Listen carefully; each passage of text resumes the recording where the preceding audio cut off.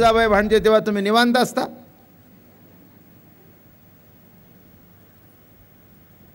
बिलकुल नाही.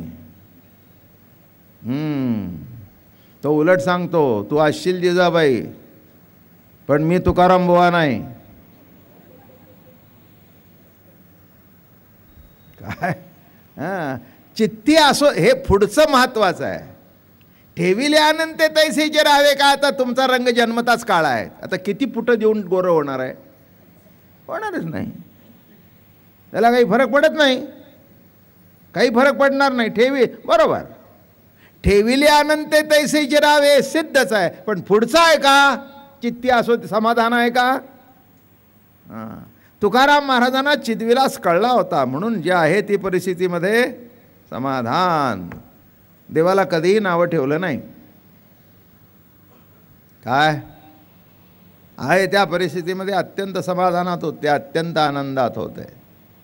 आलं का लक्षात? हो. मी आमच्या घरात सुद्धा उदाहरणं बघितली. आमचे सद्गुरू दादा महाराज, आणि त्यांना 46 साली गेले आणि कीर्तनात ध्येय ठेवला त्यांनी. मार्गशीर्ष शुद्ध एकादशी, वार गुरुवार, गीता जयंती. आणि त्या दिवशी कीर्तनामध्ये महाराजांनी ध्येय ठेवला. त्यांचा जन्मसुद्धा आगळा वेगळा आहे. ऋषीपंचमीचा, गणेश चतुर्थी ऋषीपंचमीचा जन्म. आणि मार्गशीर्ष शुद्ध एकादशी गुरुवारी कीर्तनामध्ये निर्याण, आणि मग आळंदीला इथे समाधी झाली. तेव्हा शेवटची त्यांची वारी होती. चितविलास सांगतोय, विषयाला सोडून काहीही बोलत नाही. आणि आमच्या समोर पाऊस खूप झाला त्यावेळेला, मंडप असा कल्ला, आणि देवीदास भाईची धर्मशाळा समोर आहे. तिथे महाराज मुक्काम त्या काळात होते. 1945 साली, 45-46 साली, 46 नोव्हेंबर. आणि त्या काळामध्ये तिथे मुक्काम होता. आणि पायाला तर जखम मोठी होती, डायबिटीसची जखम झाली होती, पुळी आली होती. ती चरत चरत गेली आणि ताप बीप होता. तितक्यात भोरचे युवराज ही राजमंडळी महाराजांच्याकडे खूप यायची. औंधकर, सांगलीकर, मिरजकर, भोरकर हे सगळेच यायचे. तेव्हा भोरचे युवराज महाराजांना भेटायला आले. आल्यावर असे बसले होते शाल बिल घेऊन. आणि आले युवराज, आणि त्यांनी पायावर डोकं ठेवलं. दर्शन घेताना बघितलं गादीला रक्त लागलं होतं, आणि पायालाही रक्त दिसत होतं. असं बघितलं, महाराजांच्याकडे बसले. म्हणाले, महाराज दुःख फार मोठं दिसतंय, गादी भरली आहे. असे बसले होते, असे झाले. ते म्हणले, युवराज दुःख आहे पण व्यथा नाही. उत्तर कळलं का? एकच उत्तर, दुःख नाही. काय दुःख आहे पण व्यथा? मस्त आहे म्हणजे, मस्त आहे. आणि अजून मला आठवतं त्यावेळेला काल्याच्या कीर्तनाची हाजरी होती.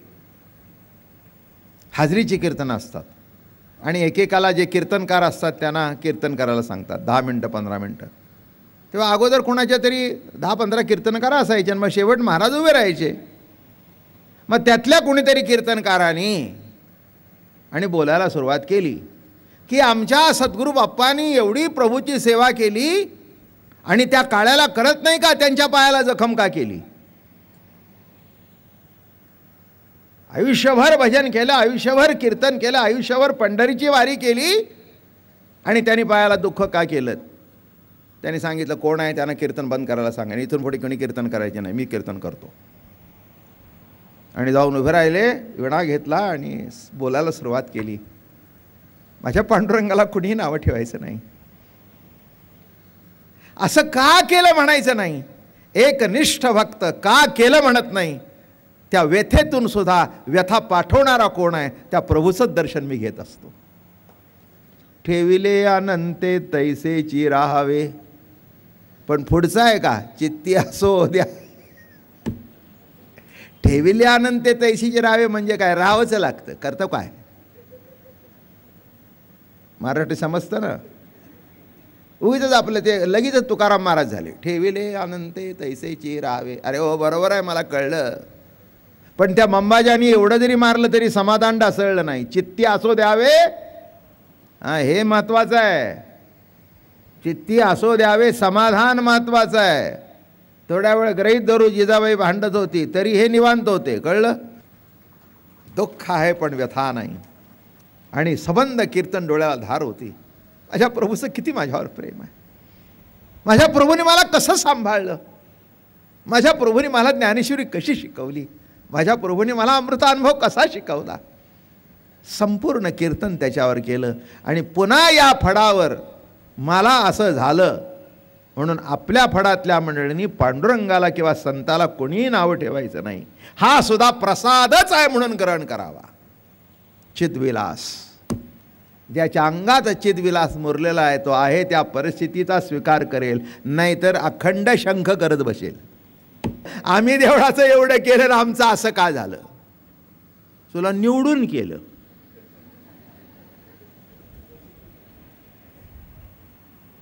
असं का झालं असं काही नाही.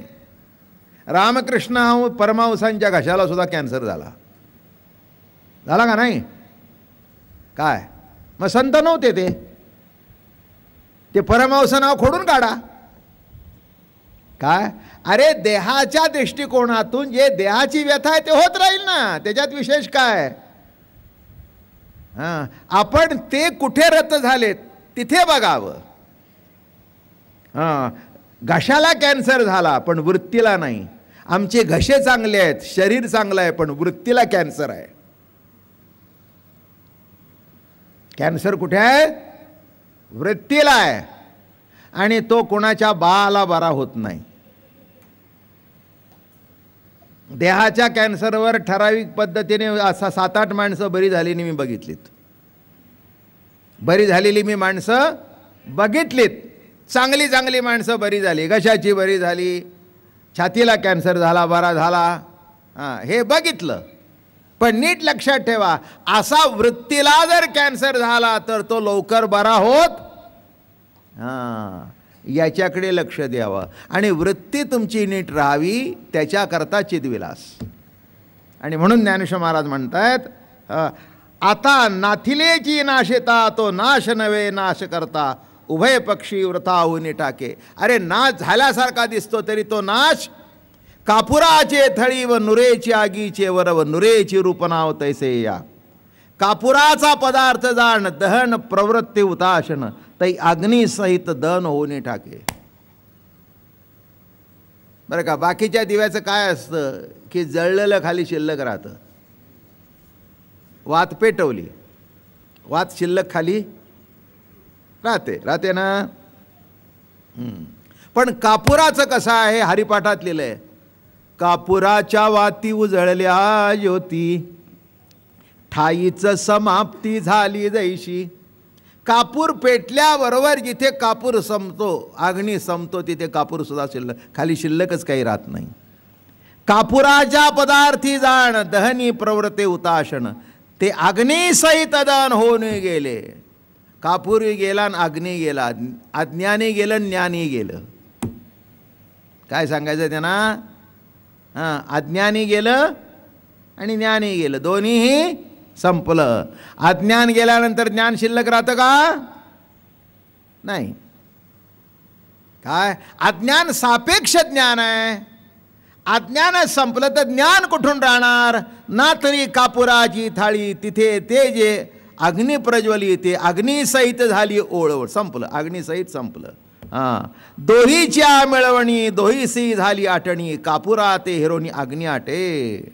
आत्मा चिन्मात्र निखळ, येथे निवडावे भाग शुद्ध सवळ, तै होनी ठाके केवळ ना. तरी आत्मत्वे रामरूप नाही. आता कापूर नाही, अग्नी नाही, नामरूप नाही म्हणजे काय?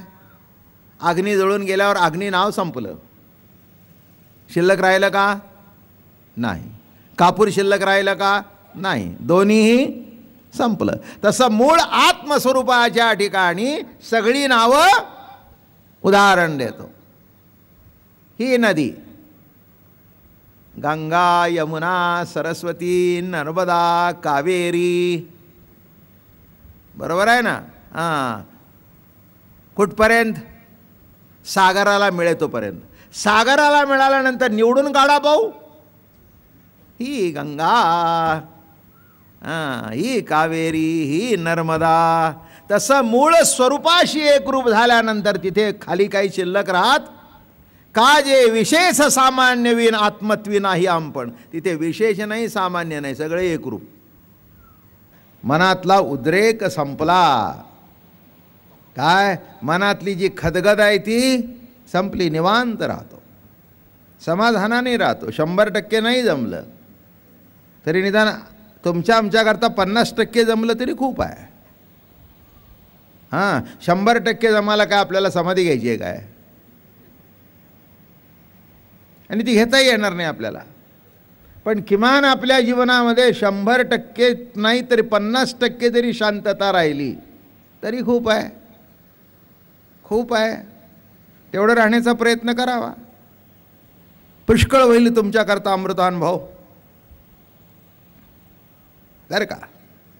हो, ज्याला गव्हाचा व्यापार करायचा आहे त्यांनी पोती भरून ठेवावी. ज्याला आपल्या पोटाकरता आणायचं आहे त्यांनी 1-1 किलो आणावं. खपेल तसं पुन्हा आणावं. तसं ज्ञानोबा आहेत, मोठे व्यापारी आहेत, जगाला वाटणारे आहेत, म्हणून त्यांच्याकडे 100% शांतता आहे. आमच्या पुरतं एवढी जरी झाली पण ती यायला पाहिजे. हाच अमृतानुभव आहे. माणसाची मानसिकता बदलायला पाहिजे. चिदविलास ख्या केवळ ज्ञान मिळवण्याकरता करायचं नसतं, मिळूनच आहे. मिळून हे कळण्याकरता करायचं असतं. आणि ती कळल्यानंतर जी एक तृप्तता आहे, जे एक समाधान आहे, ते विशेष आहे. म्हणून महाराजांनी शब्द वापरला चिदविलास. बरं का? हे बघा, परमार्थामध्ये वैराग्य शब्द आहे, विलास नाही. परमार्थामध्ये काय शब्द आहे? वैराग्य. विलास आहे का? आणि ज्ञानेश्वर महाराजांच्या तत्वज्ञाना नाव तर विलास आहे. शब्दाचा अर्थ असा आहे, हे जगद्रूपाने काय चाललेलं आहे? प्रभूचा विलास. विलास. मग आता विलास सांगतो थोडासा. मग भजी बिजी केली चांगली, मसाला दूध केलं आहे, चांगलं सुंदर बटाट्याचं भजं, एक सुंदर असं, वांग्याची भजी, कांद्याची भजी. चालतं का चातुर्मासाला? काय? हां, बरं, चातुर्मास झाल्यावर खा. हां, मग कांद्याची भजी, घोसाळ्याची भजी, नाही का? हां, काही जे पालकच्या पानाची भजी, विविध भजी जरी केली तरी बायको एक विसरली होती. अगं म्हणाला, एवढं केलंस पण मिरचीचं भजी नाही केलं. ते म्हटली मुद्दामच केलं नाही. 2 दिवसापूर्वी पोट बिघडलं होतं ना, सारखे पळत होता. ते जाऊ दे का म्हणला, आता त्याच्याशिवाय विलास नाही. विलासचा अर्थ कळला का? अहो, तोंड भाजणं हा सुद्धा विलास आहे.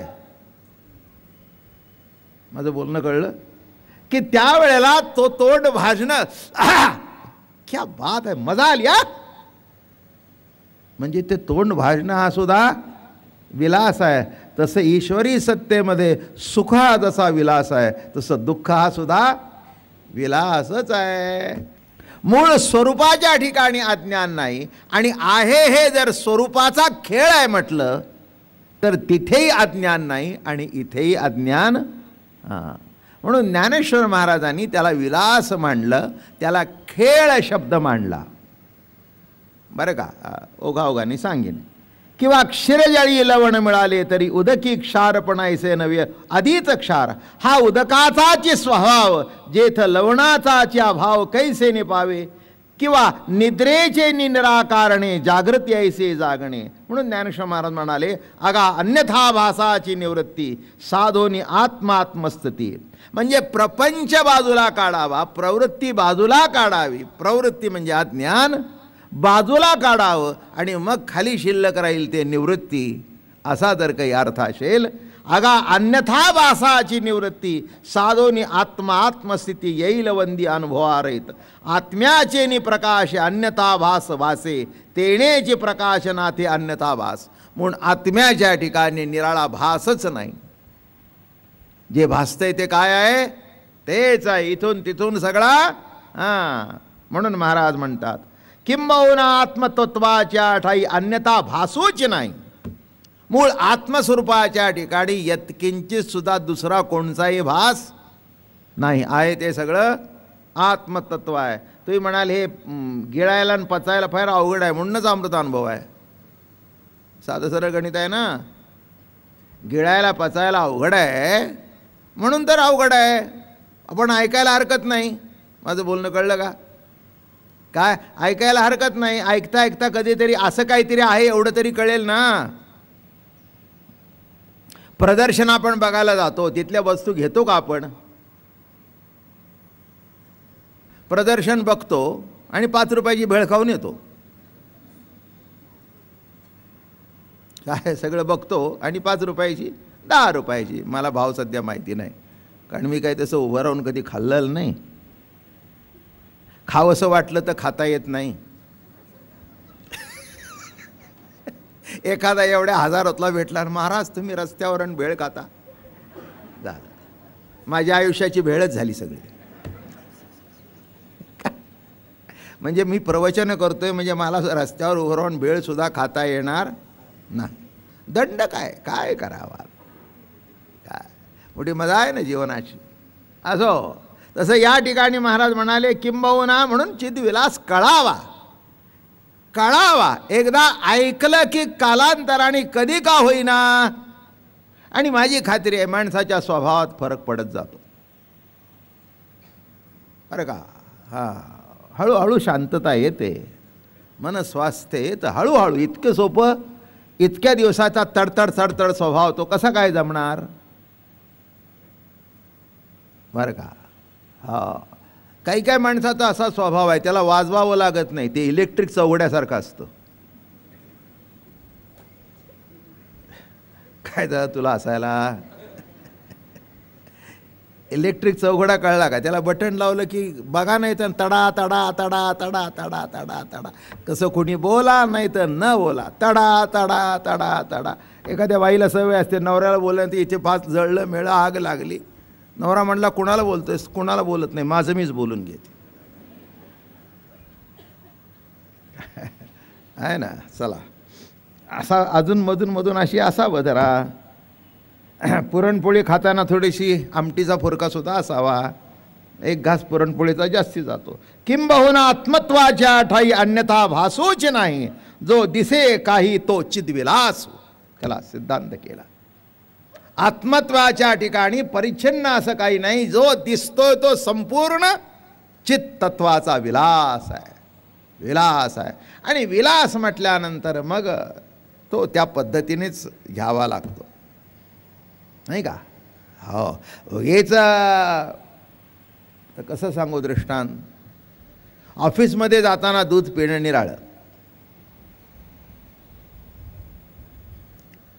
बूट घातलेलेच आहेत, ती बॅग हातातच आहे, बायकोनी कप धरलेला आणि इकडे गटगट गटगट पिलं. अर्ध तिच्या हातात दिलं. अहो ते संपूर्ण तरी प्या. तू पी. गेला निघून. काय मग रविवारचा दिवस आहे. मग बायकोनी मसाला दूध बीत केलं. काय अशी भजी विजी सुंदर सगळं उत्तम अगदी. आणखीन पोहे काय आमके काय काय. मग त्यावेळेला तो तू घटघट घेत नाही, 1-1 घोट घेतो. विलास. काय बायको म्हणली आजचं रोजच्यासारखं पित नाही. काय कळतं की नाही? अरे मसाला दूध असं घटघट प्यायचं असतं काय? 1-1 घोट. रुची रुची लगावे भोग. काय म्हणतायत? कसा भोग घे? रुची रुची. मग हळू हळू हळू हळू हळू हळू हळू हळू निवांतपणे. विलास. विलास. तसं जगताकडे बघताना कसं बघेल तो? विलास.